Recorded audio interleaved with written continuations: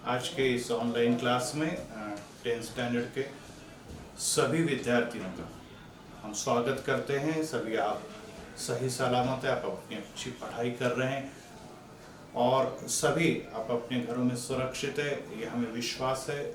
कठिन समय में हम लोगों ने जिद और हौसला कायम रखना है, क्योंकि इसी के द्वारा न सिर्फ पढ़ाई में बल्कि जीवन के हर क्षेत्र में हम आगे जा सकते हैं।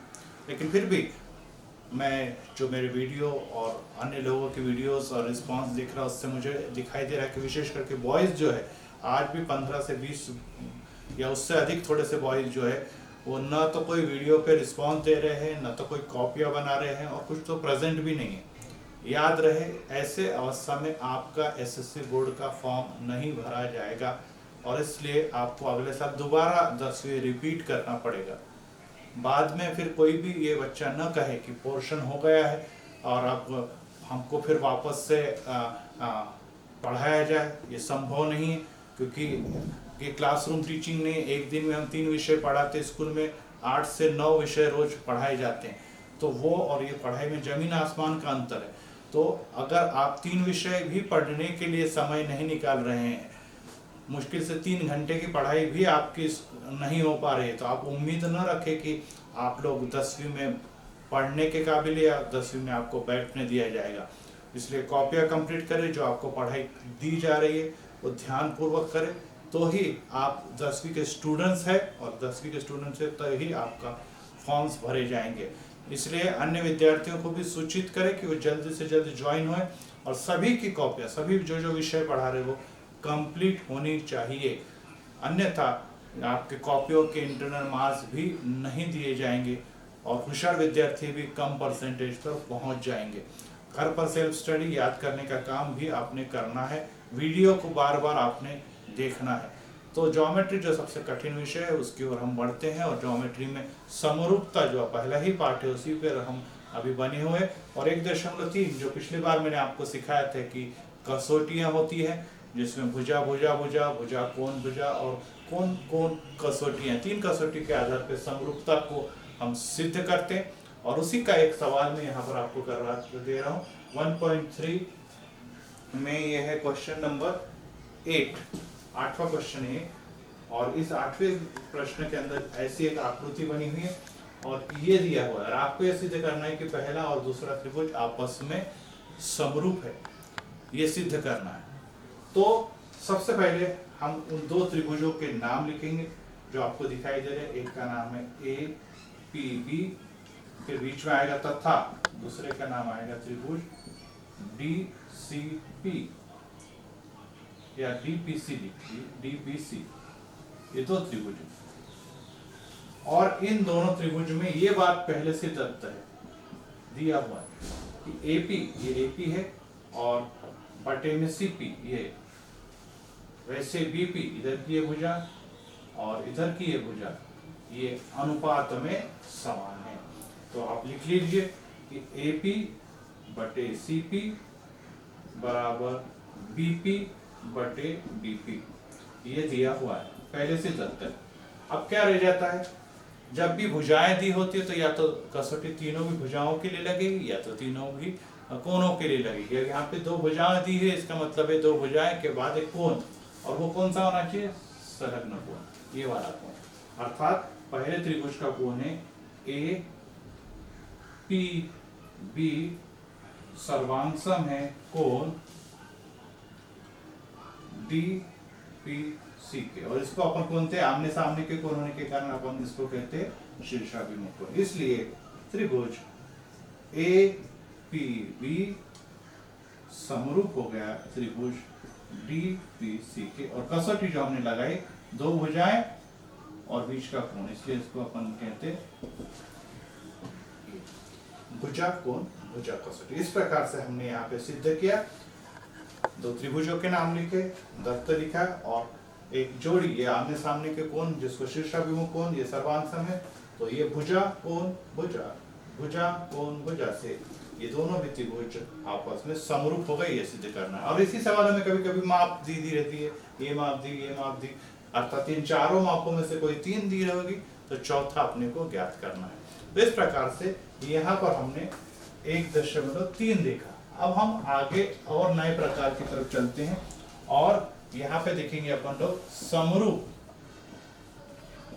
त्रिभुजों के क्षेत्रफल।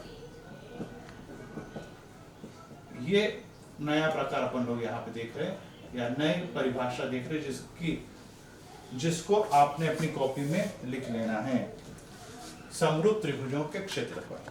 अभी तक हमने देखा कि समरूप त्रिभुजों की भुजाओं के बारे में। अब हम देखने जा रहे हैं कि दो त्रिभुज अगर दिए और वे समरूप है तो उनके क्षेत्रफलों में किस प्रकार की बातें यहाँ पर हमें दिखाई देती है। A B C P Q R, P Q R, A B C और पी क्यू आर। और इसके अंदर हम लोग यहाँ पर देखने जा रहे हैं कि ये दो त्रिभुज जो है वो समरूप है। त्रिभुज ए बी सी और त्रिभुज पी क्यू आर,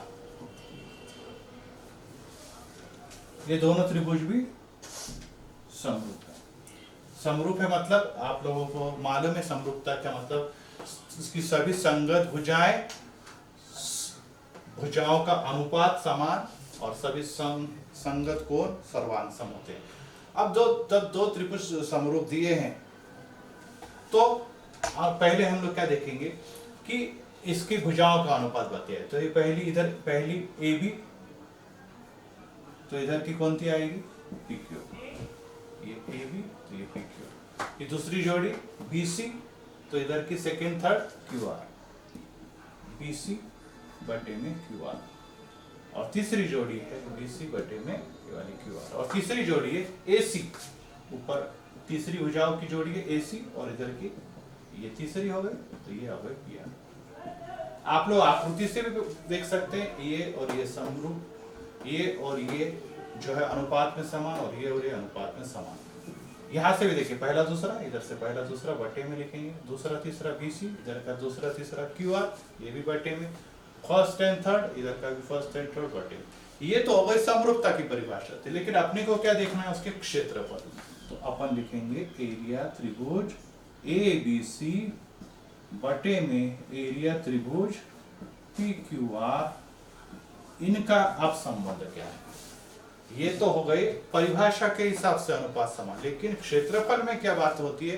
क्षेत्रफल में ये पहली संगत जोड़ी का वर्ग, दूसरी संगत जोड़ियों के अनुपात का वर्ग, ये आपस में समान होता है। इस प्रकार से ये सूत्र यहाँ पे हम लोग लगाते हैं। जब क्षेत्रफल आ जाएगा तो पहले त्रिभुज की सभी संगत भुजाओं का वर्ग, नीचे दूसरा त्रिभुज लिखेंगे एरिया में और उसके संगत भुजाओं का वर्ग, ये अनुपात में क्या होता है समान होता है। और इसीलिए अब हम जब एक सवाल इस पर देखेंगे तो और आपको समझ में आएगा कि इसे कैसे लिखना है। अब इसका जो प्रमेय है वो पेज नंबर 23 पे लिखा हुआ है, जिसकी पिक्चर में भेजूंगा, वो आपने पूरा प्रमेय उतार लेना है जो मैंने पीछे भी आपसे कहा हुआ है। अब मान लीजिए इसमें एक सवाल दिया हुआ है 1.4, ये एक्सरसाइज यहाँ पे लिख रहा हूं मैं 1.4, इसका क्वेश्चन नंबर 2 इसी पर आधारित है। देखिए इसी पे आधारित है, इसलिए इसी को मैं कंटिन्यू कर रहा हूं कि त्रिभुज एबीसी और त्रिभुज पीक्यूआर, इसमें दिया है AB अनुपात PQ बराबर 2:3। फिर से ये दो त्रिभुज दिए हुए, इसमें आकृतियां नहीं बनी, मैंने आकृति भी बना दी। ये दोनों त्रिभुज समरूप है और AB अर्थात और PQ है, पहली संगत जोड़ियों का अनुपात 2:3 है। तो आपको इसको यहाँ पर लिखना है कि इसमें क्या होगा। तो देखिए इसमें क्या लिखा है, तो आपको यहाँ पे लिखना है एरिया त्रिभुज ABC बटे में एरिया त्रिभुज PQR बराबर, अब ये ऑलरेडी छपा हुआ है, AB बटे में AB का वर्ग बटे में किसका वर्ग आएगा, देखा ही रहा है PQ का वर्ग आएगा। पहले दूसरा इधर आया तो इधर का पहला दूसरा PQ, दूसरा लिखा है इसकी जगह लेंगे, इसका मान कितना है 2:3 अर्थात 2/3, लेकिन क्या आएगा दोनों का वर्ग आएगा। और 2 का वर्ग आपको उत्तर में लिखना है यहाँ पे, बटे में 3 का वर्ग कितना आएगा। तो 2 का वर्ग होता है 4 और 3 का वर्ग होता है 9। तो इस प्रकार से ये क्वेश्चन नंबर 2 हमने यहाँ पर 1.4 का किया है। 2 त्रिभुज दिए हैं, संगत भुजाओं की जोड़ियों का अनुपात 2 अनुपात दिया है, फिर यहाँ पे कुछ रिक्त स्थान, परीक्षा में हमेशा ये सवाल आते हैं, रिक्त स्थान दिए हुए हैं। अब हमें इसके आधार पर पहले ये रिक्त स्थान प्राप्त किया, फिर इसके मान यहाँ से प्रश्न से भरे और 2 का वर्ग 4, 3 का वर्ग 9। इस प्रकार से हमने इस सवाल को पूरा किया है। तो ऐसे रिक्त स्थान वाले सवाल परीक्षा में पूछे जाते हैं और इसे आपने अपनी कॉपी में उतार लेना है। और एक सवाल में इसी पर आधारित आपको करता हूँ। एक्सरसाइज हमारी चल रही है 1.4। ये एक्सरसाइज के साथ ही हमारे समरूपता पाठ के सभी प्रकार हम सीख चुके होंगे और फिर उसके बाद सिर्फ प्रकीर्ण प्रश्न संग्रह बाकी रहेगा। तो एक्सरसाइज फिर से एक्सरसाइज 1.4 से हम लोग सवाल हल कर रहे हैं। इधर ध्यान देंगे आप लोग सभी। और इसमें मैं हल कर रहा हूं क्वेश्चन नंबर 4। क्वेश्चन नंबर 4, त्रिभुज LMN समरूप त्रिभुज PQR और दिया हुआ है यहाँ पर 9 गुना में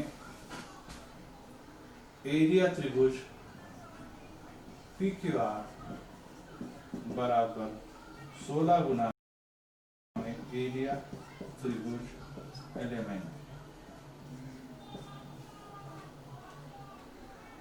ये दिया हुआ है और साथ में ये भी लिखा हुआ है कि QR बराबर अगर 20 हो तो MN की माप ज्ञात करो।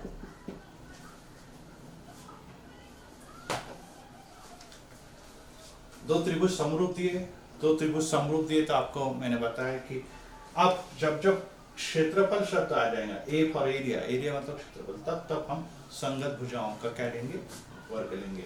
अब हम क्या करेंगे, पहले इसको अनुपात में बना लेंगे। LMN और ये इसमें समरूप है, तो अब हम क्या करेंगे कि इसको इधर लेके जाएंगे और इसको उधर लेके जाएंगे, अर्थात एरिया त्रिभुज PQR के साथ दूसरा एरिया नीचे आ जाएगा, एरिया त्रिभुज LMN, और संख्या इधर चली जाएगी, 16 के नीचे आ जाएगा 9। अक्षांतर कर दिया हमने, एरिया एक तरफ लाया और मापे एक तरफ लाई। अब इसके बाद अपन लोग यहाँ पर देखते हैं कि अपने को QR लेना है और MN ज्ञात करना। QR दिया है, MN यहाँ पे दिख रहा है। QR कौन से नंबर पर है, दूसरा तीसरा, तो यहाँ पे दूसरा तीसरा लिखना पड़ेगा। तो हम यहाँ पे लिखेंगे, चाहे तो सब लिख लो, आपको कंफ्यूज ना हो। ये किसके बराबर हो जाएगा, ये बन जाएगा पहला दूसरा बटे पहला दूसरा, लेकिन क्या आएगा यहाँ पे, वर्ग दूसरा तीसरा QR और दूसरा तीसरा MN, ये भी वर्ग में आ गया, और PR के साथ आ गया LN, ये भी वर्ग में आ गया। अब ये सब इसमें लिखा है, ये किसके बराबर हो गया, ये बराबर हो गया एरिया त्रिभुज PQR बटे में एरिया त्रिभुज LMN के। अब इसका मान कितना है, 16/9। अब हमें तीनों भुजाओं का यहाँ पे अनुपात का वर्ग, तीनों भुजाओं के अनुपात का वर्ग दिखा दिया। उसमें से अपने को क्या करना है, QR और MN देखना है। QR और MN किसमें आते हैं, बीच वाले, तो सिर्फ उसी को अपन लेंगे, QR बटे MN। तो QR का मान ऑलरेडी वहां पे मौजूद है, अर्थात किसका है, 20 का वर्ग, और MN अपने को ज्ञात करना है, तो MN ज्ञात करना है, MN का वर्ग। मैंने सिर्फ इस अनुपात को चुन लिया क्योंकि ये सभी चारों भी आपस में बराबर है, तो किसी भी दो को ले सकते, इसको लो, इसको लो। तो हमने पहले इसको लिया क्योंकि इसके मान दिए और इसके भी मान मौजूद है, और ये वाला MN ज्ञात करना। अब हल करना सिर्फ बाकी रह गया, ये गुणा करेंगे, ये इधर जाएगा और ये संख्या इधर आएंगी, अर्थात MN का वर्ग अपने को निकालना है। 20 का वर्ग हो गया 400, 9 ऊपर जाएगा और 16 नीचे आएगा। फिर से देखिए, ये 9/16 उधर, 16/9 उधर चले गया, 9/16। अब इसे आप काटिए, 4 चौक 16 और ये बन गया 4 एकम 400। mn का वर्ग बराबर 9 गुना 100 किया तो ये हो गया 900 बटे में 4, और जब इसका वर्ग हटाएंगे तो ये चले जाएगा वर्गमूल के अंदर, और 9 वर्गमूल में होता है 30, और ये हो गया, उसे देखिए 900 का वर्गमूल होता है 30 और 4 का वर्गमूल होता है 2, और इसलिए इसको अपन काटेंगे तो बन जाएगा mn की माप 2 एकम 2 और ये 15 बार जाएगा तो mn की माप आ गई 15। तो इस प्रकार से हमने समरूपता के क्षेत्रफलों के अनुपात का ये सूत्र लगा के ये क्वेश्चन नंबर 2 किया, क्वेश्चन नंबर 2 हमने किया, और अब ये क्वेश्चन नंबर 4 किया। इसमें अनुपात में उत्तर लाना था तो इसमें भुजा की माप निकालनी थी। ये सब बातें मौजूद थी, अर्थात ये सब बातें दी हुई थी, इसलिए अपन उसके आगे लिखेंगे तत्व। ये आपकी समरूपता की परिभाषा लगी। मान मैंने भर दिए, QR की जगह 20 जो दिया हुआ था, अरे mn निकालना था इसलिए mn अपनी जगह पर है, सीधे गुणा करके mn का वर्ग इधर चले गया और ये संख्या इधर, अर्थात 9/16 काटने पे 4 चौक 16 और 4 से 100 बार। और इसके बाद हम लोग देखेंगे कि 9 गुना 100 किया तो 900 और 4, 900 का वर्गमूल होता 30, 4 का वर्गमूल होता 2, 15/2 से 30 को काटा तो अर्थात 30 का आधा 15, तो ये हो गया mn का माप आ गया 15। इस प्रकार से हमने एक और सवाल यहाँ पर देखा है।